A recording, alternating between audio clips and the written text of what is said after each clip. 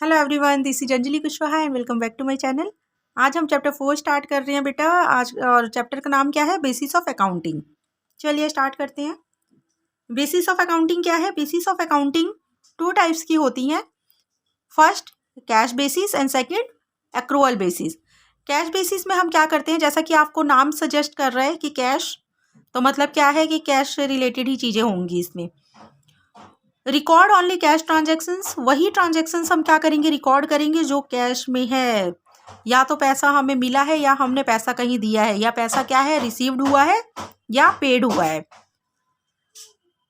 Ignore करेंगे credit transactions को। इसमें क्रेडिट ट्रांजेक्शन्स को टोटली इग्नोर कर देते हैं हम, बिल्कुल नहीं देखते हैं, इसमें कोई काम नहीं है क्रेडिट का। आउटस्टैंडिंग एक्सपेंसेस और प्रीपेड एक्सपेंसेस को भी नहीं लेते हैं। इनकम रिसीव्ड इन एडवांस, जो इनकम हमें एडवांस में रिसीव्ड हुई है या अक्रूड इनकम है। अक्रूड इनकम क्या?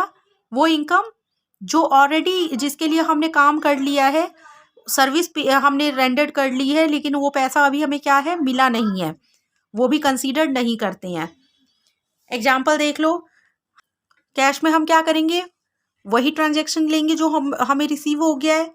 मतलब हमें 1 लाख रिसीव हो गया है तो हम क्या करेंगे, 1 लाख ही रिकॉर्ड करेंगे। और 1 लाख जो रिसीव नहीं हुआ है उससे हमें कोई लेना देना नहीं है, वो जब आएगा तब देखी जाएगी। अब देखिए second accrual basis. Accrual basis क्या है?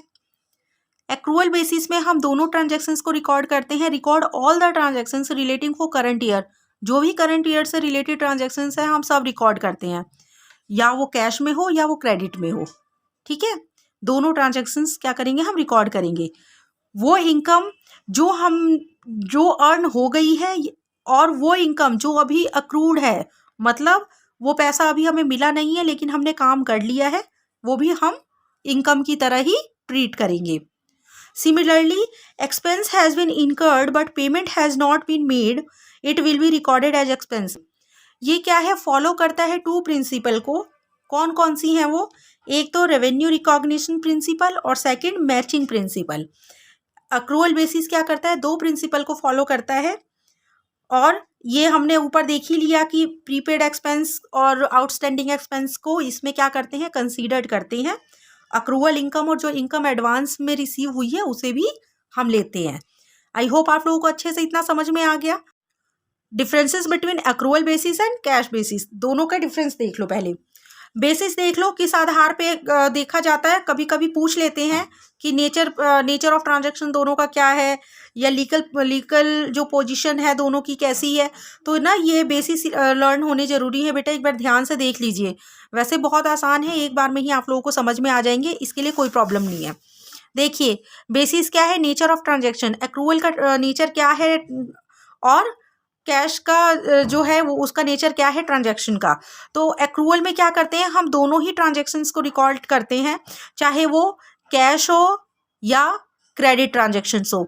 हम क्या करेंगे, दोनों ही ट्रांजैक्शंस को रिकॉर्ड करेंगे।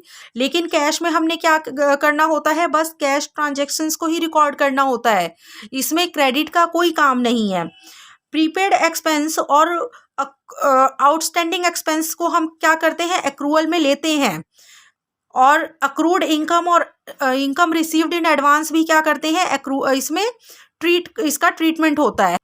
और लेकिन कैश में क्या होता है, कैश में ना तो प्रीपेड और ना प्रीपेड एक्सपेंस लेंगे, ना आउटस्टैंडिंग एक्सपेंस लेंगे, और ना ही अक्रूड इनकम लेंगे, और ना ही इनकम रिसीव्ड इन एडवांस लेते हैं। प्रॉफिट और loss, correct profit is ascertain. इसमें करेक्ट प्रॉफिट में होता है, हमें जो प्रॉफिट मिलता है या लॉस हमें मिलता है, जो भी पोजीशन है हमारे बिजनेस की क्या होती है, वो करेक्ट होती है। क्यों? क्योंकि इसमें सारी चीज़ों को रिकॉर्ड किया जाता है, क्रेडिट को भी, कैश को भी, सभी चीज़ों को रिकॉर्ड किया जाता है। लेकिन कैश बेसिस में क्या होता है, सिर्फ कैश को ही रिकॉर्ड करते हैं।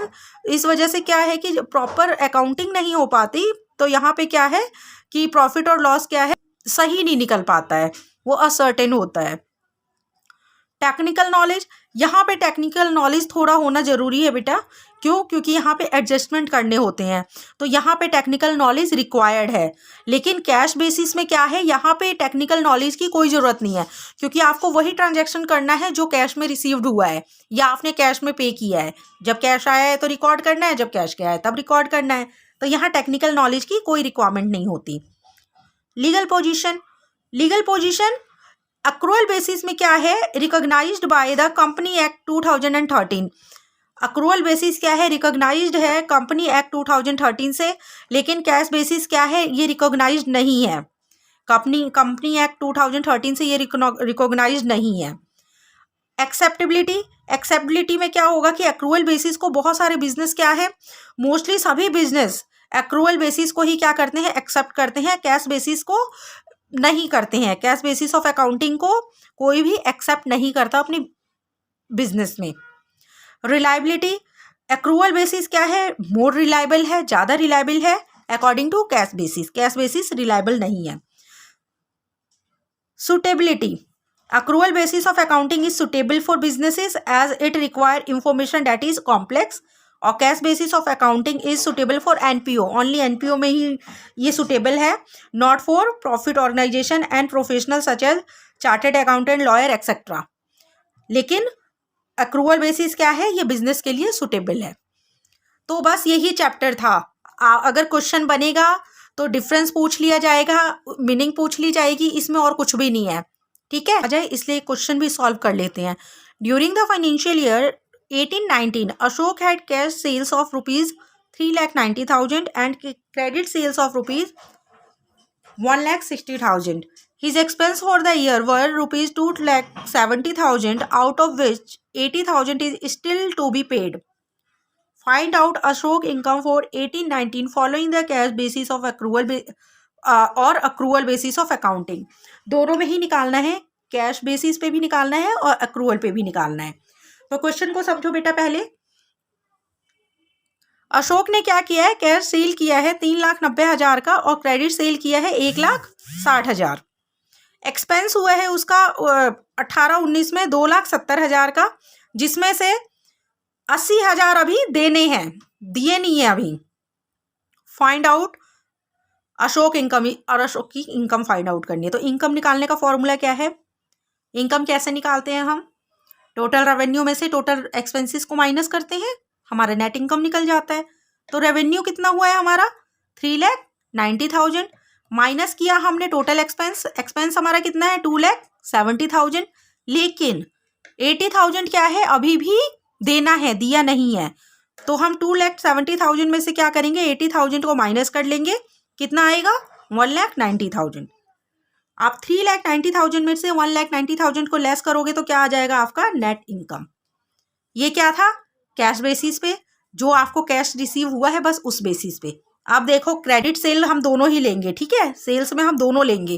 क्यों, क्योंकि क्रेडिट बेसिस में क्या, इसमें सॉरी अक्रूअल बेसिस में क्या होता है, अक्रूअल बेसिस है ये। अक्रूअल बेसिस में क्या होता है कि कैश और क्रेडिट दोनों ही लिया जाता है। तो 3,90,000 प्लस जो क्रेडिट था 1,60,000 कितना हुआ 5,50,000, और एक्सपेंस कितने का था 2,70,000 का, तो 2,70,000 पूरा लेंगे, माइनस कर देंगे, कितना आएगा 2,80,000 हमारा नेट इनकम निकल के आ गया।